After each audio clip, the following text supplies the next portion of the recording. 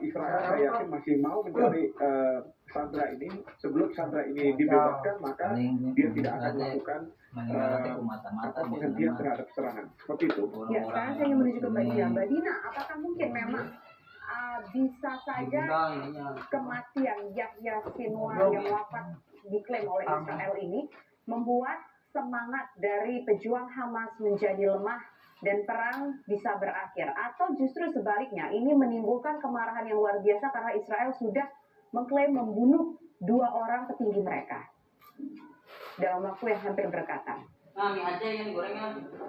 Kalau saya lebih setuju dengan perkiraan bahwa ini justru akan meningkatkan moral mereka ya. Apalagi terbukti bahwa Yahya Sinwar itu gugurnya di garis depan, berarti dia itu pemimpin yang betul-betul ikut berperang, bukan seperti yang dituduhkan oleh Israel dan para pendukung Israel selama ini kan. Yang dituduh itu Yahya Sinwar itu hidup kaya raya, dia bersembunyi di tunnel dan lain-lain. Ternyata kan terbukti ini ya, kalau video itu valid, itu kan membuktikan dia betul-betul bersama pasukannya membela tanah airnya. Justru itu malah memunculkan gelombang baru rekrutmen, saya pikir ya, rekrutmen orang-orang yang ingin bergabung dengan Hamas dan terus memperjuangkan kemerdekaannya. Dan kalau kita lihat, tadi sudah saya singgung, selama ini 76 tahun perjuangan tidak pernah berhenti meskipun silih berganti pemimpin perjuangan di Palestina itu dibunuh oleh Israel. Itu menunjukkan bahwa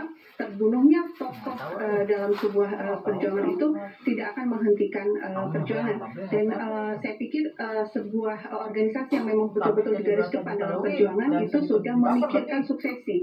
Jadi mereka sudah tahu bahwa setiap saat pasti pemimpinnya akan terbunuh, sehingga selalu ada antisipasi siapa nanti yang akan naik setelah pemimpin yang satu tumbang, akan muncul lagi pemimpin yang baru, sehingga saya pikir masih akan berlanjut perjuangan yang dilakukan oleh orang-orang Palestina. Dan terkait gencatan senjata, saya pikir justru kejadian ini, kalau betul Yahya Sinwar gugur, ya itu tekanan buat Israel untuk gencatan senjata. Karena sebenarnya gencatan senjata itu kan tuntutan yang diminta oleh Hamas dan kemudian juga disetujui oleh PBB dalam resolusi 1335 bulan September yang lalu.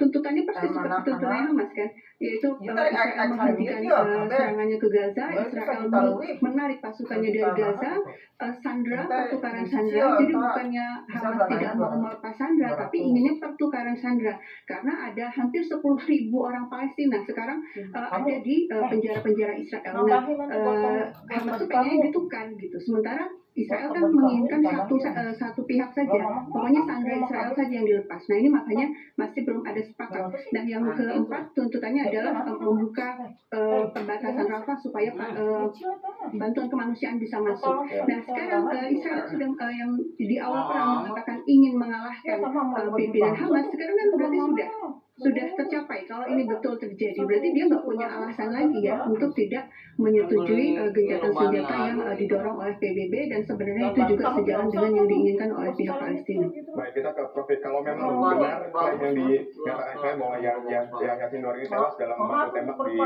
garis depan, Presiden Amerika Serikat Joe Biden ini bicara tentang bahwa perang di Gaza ini bisa diakhiri setelah tewasnya Yahya Sinwar seperti yang diklaim oleh Israel. Anda melihatnya apakah akan seperti apa yang dikatakan Joe Biden ini? Ya, ini yang tadi seperti Mbak Dina sampaikan ya, ada dua kemungkinan bahwa seperti disampaikan oleh Mbak Dina bahwa ini justru menambah semangat militansi dari para pengikut ya, dan sudah ada regenerasi. Atau yang satunya lagi kayak masa lalu di mana seseorang itu mengatakan saya menang perang melawan lawannya itu dengan menunjukkan bahwa ini saya sudah berhasil untuk membunuh pemimpinnya, bahkan membawa kepala dari pemimpin itu.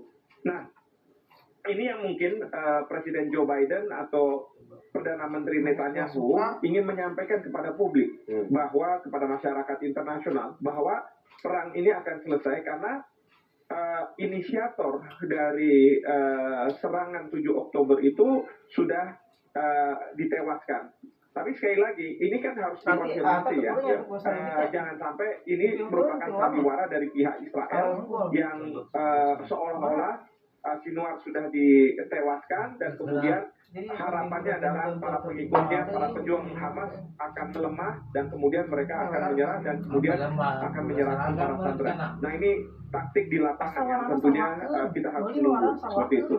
Oke, dengan kondisi seperti ini, bagaimana kemudian Mbak Dina secara geopolitis konflik yang berada di Timur Tengah saat ini, apakah memang betul akan mereda seperti yang disampaikan Joe Biden tadi, atau justru ini semakin luas? Karena kan kalau kita lihat bahwa perang ini bukan hanya di Gaza saja, tapi juga sejumlah negara-negara Timur Tengah lainnya. Saya pikir kuncinya di Israel dan Amerika ya. Kan sebenarnya yang tidak mau berdamai itu Israelnya kan gitu ya. Sementara dari pihak Hamasnya sejak hari pertama itu sudah mengatakan yang kami inginkan hanya pertukaran sandera. Kemudian juga Hizbullah sejak tanggal 8 kan mulai itunya 8 Oktober mulai melakukan serangan terhadap Israel, itu juga mengatakan serangan kami akan berhenti kalau Gaza tidak diserang lagi. Kita lihat bagaimana Yaman ya, Ansarullah Yaman itu membantu Gaza dengan cara memblokade Laut Merah supaya logistik ke Israel terhambat. Itu juga mengatakan kalau Israel menghentikan serangannya kami buka lagi Laut Merah. Jadi artinya situasinya sekarang menunggu Israel mau tidak menyelesaikan perang ini. Sementara Amerika Serikat yang berkali-kali mengatakan kami tidak ingin perang meluas, kami tidak ingin ada perang regional, tapi di saat yang sama juga masih meneruskan bantuan militernya kepada Israel.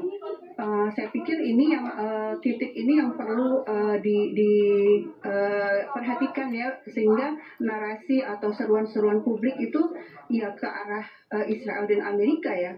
Berhentilah untuk melakukan serangan kepada orang-orang tak berdosa di wilayah-wilayah Timur Tengah, di Lebanon, di Suriah, di Palestina. Baik, jika klaim kematian dari Yahya Sinwar ini merupakan strategi dari Israel, apakah ini dapat melemahkan semangat juang dari Hamas? Kita akan bahas usai jeda, tetaplah bersama kami.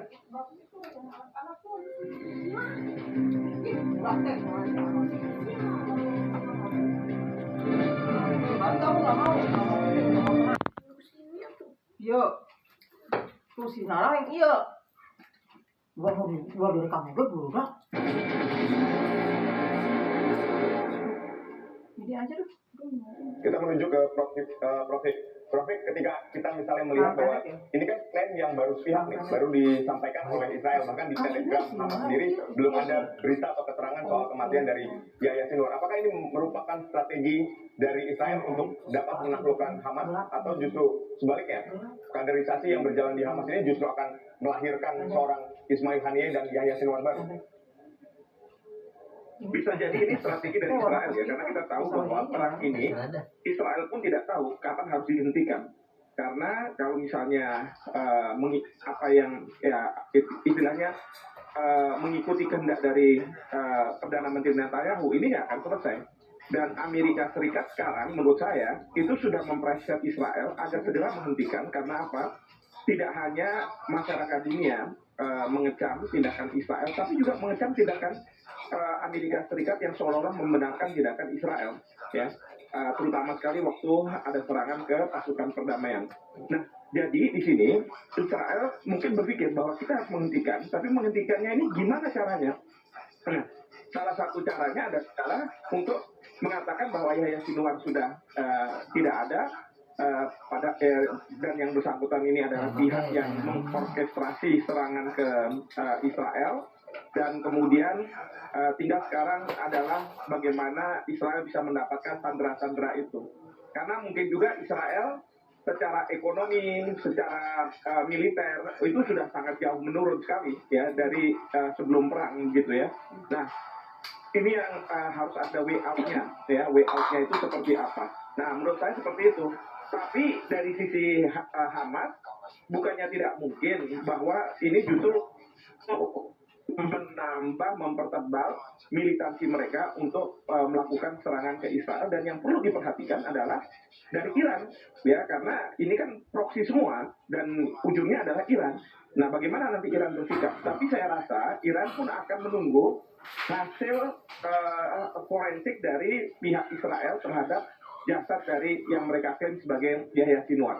Kalau memang benar adanya, ya sudah, berarti mungkin saja mereka melakukan serangan. Tapi kalau misalnya tidak, ya mereka akan mensupport siapapun yang ada di lapangan, termasuk Yahya Sinwar mungkin masih hidup dan kemudian melawan Israel, mereka akan dukung. Seperti itu. Ya, Prof, ini kalau kita lihat kan ini perjalanan panjang perang ini, Prof. Puluhan ribu orang selama dalam kurun waktu 1 tahun belakangan ini sudah meregang nyawa akibat serangan dari Israel. Sejumlah petinggi-petinggi dari Hamas pun juga sudah dihabisi oleh Israel. Tapi tampaknya negara-negara kuat seperti Amerika Serikat, PBB, tampaknya tidak bisa berbuat banyak, tidak bisa melakukan apa-apa, Prof. Ya, jadi kalau misalnya dalam perang itu ada istilah point of no return. Jadi kalau kita sudah melancarkan suatu serangan dan itu sudah katakanlah di tengah-tengah, itu nggak mungkin kembali lagi.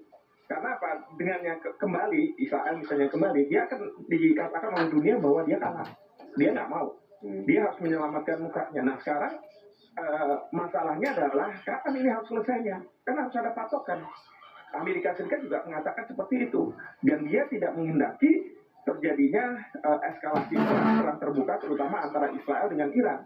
Kita tahu terakhir kan Iran menyerang Israel, tapi sekarang sampai hari ini yang saya pantau Israel masih belum membalas serangan dari Iran. Ya walaupun mereka menjanjikan itu. Nah ini artinya apa? Di behind the scene, di belakang ini sebenarnya sudah terjadi nih pembicaraan-pembicaraan. Di satu sisi perang mungkin harus diselesaikan, kedua Israel harus dimukakan di mukanya harus diselamatkan, dan kemudian yang ketiga bahwa Amerika Serikat akan masuk dan kemudian ya melakukan upaya yang seolah-olah mendamaikan dan lain sebagainya, tapi sebenarnya sudah didamaikan di belakang ini. Nah ini yang dugaan saya upaya bagaimana menyelamatkan muka Israel, ya karena Israel tidak mungkin dia tiba-tiba mundur ya karena terus kemudian dianggap bahwa perang sudah dimenangkan oleh pihak pejuang Hamas yang selama ini bertahan. Ini kan kayak perang gerilya ya. Kita ingat Amerika Serikat ketika dia mundur dari Vietnam karena adanya serangan-serangan gerilya dari Vietcong begitu, itu kan membuat malu juga Amerika Serikat. Nah, mungkin Israel tidak mau dalam posisi itu, sehingga cerita bahwa adanya Yahya Sinwar yang ditewaskan ya, karena menurut saya curiga karena kalau Israel itu pasti dia punya posisi. Jadi kalau dia menghendaki ada orang tertentu yang akan dia bunuh, katakanlah gitu, yang akan dia serang, dia akan harus tahu ada di mana. Cerita nggak? Karena kebetulan gitu ya. Saya kok tidak yakin gitu ya kalau itu semua karena kebetulan. Seperti itu. Nah, ini kan ketika kita berbicara sosok Yahya Sinwar ini adalah orang yang paling ditakuti oleh Israel. Nah, Anda melihat ketika memang betul, katakanlah memang klaim yang disampaikan oleh Israel betul, berarti kan harus ada kaderisasi di dalam Hamas gitu. Kita lihat bahwa Hamas ini termasuk yang sangat luar biasa bagus ya ketika melakukan kaderisasi. Ismail Haniyeh terbunuh, tidak lama ada sosok Yahya Sinwar. Nah, bagaimana dengan proses kaderisasi di Hamas sendiri Anda lihat saat ini? Kalau melihat sejarahnya gitu ya, Hamas itu kan berkali-kali ini ya para pemimpinnya terbunuh dan selalu ada penggantinya gitu ya. Dengan cepat ditentukan penggantinya, dan yang saya dengar ada saudaranya ya, saudara Yahya Sinwar yang kemungkinan akan menggantikan seandainya betul beliau terbunuh ya, Muhammad Sinwar. Itu yang saya baca sekilas di beberapa akun gitu ya.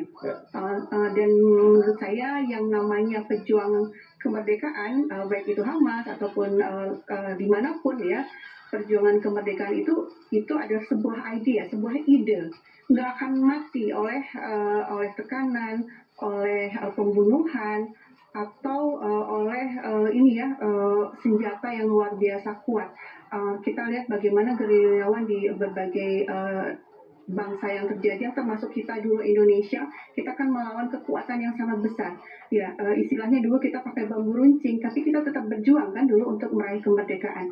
Jadi yang namanya ide kemerdekaan itu tidak akan pernah mati, dan bangsa terjajah pasti akan dengan cara apapun akan terus melanjutkan perjuangannya.